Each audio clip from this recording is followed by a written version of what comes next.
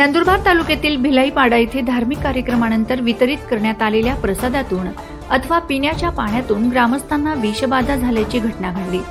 या घटनेनंतर बाधित ग्रामस्थांना तात्काळ नंदुरबार जिल्हा रुग्णालयात दाखल करून उपचार सुरू करण्यात आले आहेत। घटनेची माहिती मिळताच आमदार डॉक्टर विजयकुमार गावित यांच्या मार्गदर्शनाखाली माजी जिल्हा परिषद अध्यक्षा डॉक्टर सुप्रिया गावित आणि माजी जिल्हा परिषद सदस्य सौ अर्चना गावित यांनी जिल्हा रुग्णालयात भेट देऊन रुग्णांची विचारपूस केली। त्यांनी उपस्थित वैद्यकीय अधिकाऱ्यांना सर्व रुग्णांना तातडीने योग्य उपचार मिळावेत यासाठी आवश्यक सूचना केल्यात।